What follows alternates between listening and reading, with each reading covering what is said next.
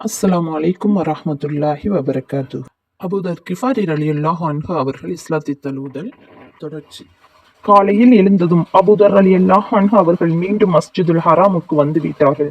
அங்கு முழுவதும் அங்கேயே கழித்தார்கள். நபி ஸல்லல்லாஹு அலைஹி வஸல்லம் அவர்களை பற்றி அவர்களுக்கு விபரம் ஏதும் தெரியவில்லை. பிறரிடம் விசாரிக்கவும் இல்லை. ஏனெனில் நபி ஸல்லல்லாஹு அலைஹி வஸல்லம் அவர்களிடம் பகமை கொண்டவர்களின் சம்பவங்கள் பிரபலமாக இருந்து வந்தன.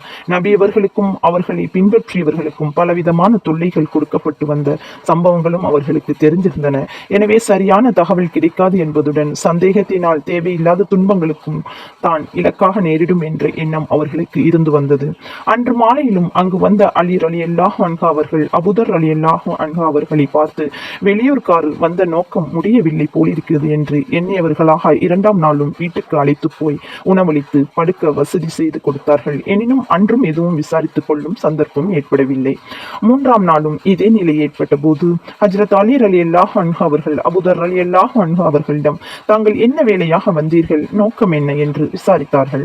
ஹஜ்ரத் அபூதர் ரலியல்லாஹு அன்ஹு அவர்கள், தாங்கள் தான் கேட்கின்ற விஷயத்தில் உண்மையே கூற வேண்டும் என்று அலி ரலியல்லாஹு அன்ஹு அவர்களிடம் வாக்குறுதி பெற்ற பின் தாங்கள் வந்த நோக்கத்தை கூறினார்கள். அவர்களின் நோக்கத்தை தெரிந்த அலி ரலியல்லாஹு அன்ஹு அவர்கள், சந்தேகமின்றி அன்னார் அல்லாஹ்வின் தூதர்தான்.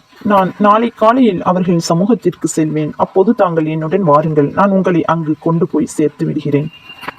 எனினும் இங்கு அவர்களுக்கு எதிர்ப்பு பலமாக இருப்பதால் நீங்கள் என்னுடன் வரும்போது வழியில் யாராவது வந்தால் நீங்கள் என்னுடன் வருவதை அவர்கள் சந்தேகப்படுவதாக தெரிந்தால் நான் சிறுநீர் கழிப்பது போல் வழியில் உட்கார்ந்து கொள்வேன், அல்லது என் காலணிகளை சரி செய்வது போல் நின்று விடுவேன். அப்போது நீங்கள் என்னுடன் நின்று கொள்ளாமல் நேராக போய்கொண்டே இருக்க வேண்டும் என்று கூறினார்கள். அவ்வாறே மறுநாள் காலை அலி ரலியல்லாஹு அன்ஹு அவர்களை பின்தொடர்ந்து சென்ற அபூதர் ரலியல்லாஹு அன்ஹு அவர்கள் ரசூலுல்லாஹி ஸல்லல்லாஹு அலைஹி வஸல்லம் அவர்களின் இருப்பிடத்தை அடைந்தார்கள். நபி அவர்களுடன் பல விஷயங்களையும் பேசினார்கள். அப்போதே இஸ்லாத்தையும் ஏற்றுக்கொண்டார்கள்.